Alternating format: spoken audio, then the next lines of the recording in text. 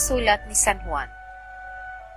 Mamuntikong mga anak, ang mga bagay na ito ay isinusulat ko sa inyo upang kayo'y huwag magkasala. At kung ang sino man ay magkasala, ay may tagapamagitan tayo sa Ama, si Hesukristo, ang matuwid. At siya ang pampalubag loob sa ating mga kasalanan, at hindi lamang sa ating mga kasalanan, kundi nang sa buong sanglibutan din naman. At sa ganito'y nalalaman natin na siya'y ating nakikilala kung tinutupad natin ang kanyang mga utos. Ang nagsasabing nakikilala ko siya at hindi tumutupad ng kanyang mga utos ay sinungaling, at ang katotohanan ay wala sa kanya. Datapwat ang sinumang tumutupad ng kanyang salita, tunay na sa kanya ay naging sakdalang pag-ibig ng Diyos. Dahil dito'y nalalaman nating tayo'y nasa kanya. Ang nagsasabing siya'y nananahan sa kanya ay nararapat din namang lumakad na gaya ng inilakad niya. Mga minamahal, wala akong isinusulat sa inyo na anumang bagong utos, kundi ang dating utos na nasa inyo buhat ng pasimula. Ang dating utos ay ang salita na inyong narinig. Muli, isang bagong utos ang isinusulat ko sa inyo, bagay na tunay sa kanya at sa inyo, sapagkat ang kadiliman ay lumilipas, at ang tunay na ilaw ay lumiliwanag na. Ang nagsasabing siya'y nasa liwanag at napopuot sa kanyang kapatid, ay nasa kadiliman pa hanggang ngayon. Ang umiibig sa kanyang kapatid ay nananahan sa liwanag, at sa kanya'y walang anumang kadahilan ng ikatitiso. Ngunit ang napopuot sa kanyang kapatid ay nasa kadiliman, at lumalakad sa kadiliman, at hindi niya nalalaman kung saan siya naparoroon, sapagkat ang kanyang mga mata ay binulag ng kadiliman. Kayo'y sinusulatan ko, mumuntikong mga anak, sapagkat ipinatawad sa inyo ang inyong mga kasalanan dahil sa kanyang pangalan.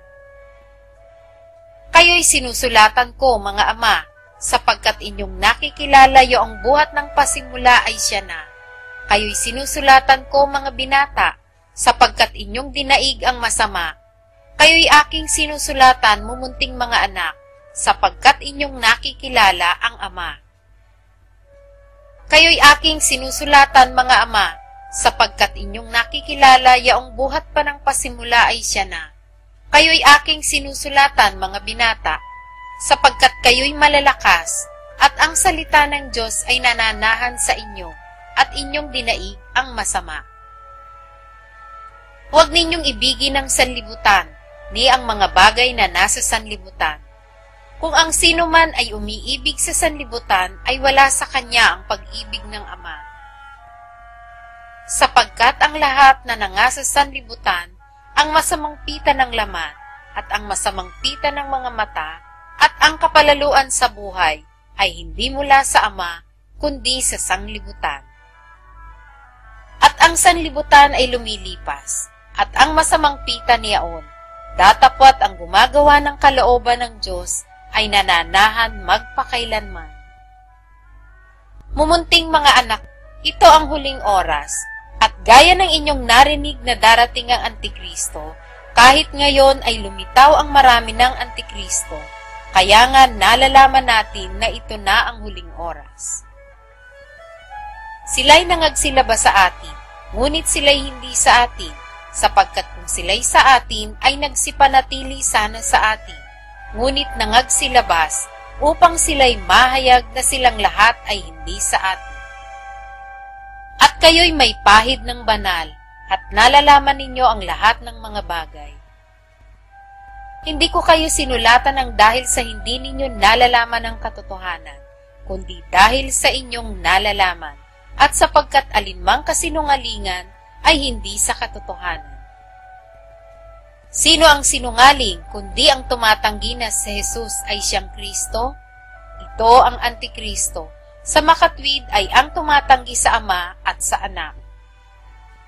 Ang sino mang tumatanggi sa Anak ay hindi sumasa kanya ang Ama, Ang nagpapahayag sa anak ay sumasa kanya naman ang ama. Tungkol sa inyo ay manahan sa inyo ang inyong narinig buhat ng pasimula. Kung manahan sa inyo yaong buhat ng pasimula ay inyong narinig, kayo naman ay mananahan sa anak at sa ama. At ito ang pangakong kaniyang ipinangako sa atin, ang buhay na walang hanggan. Isinulat ko sa inyo ang mga bagay na ito tungkol sa mga may ibig na magligaw sa inyo. At tungkol sa inyo, ang pagkapahid na sa kanya'y inyong tinanggap ay nananahan sa inyo at hindi ninyo kailangang kayo turuan ng sino man.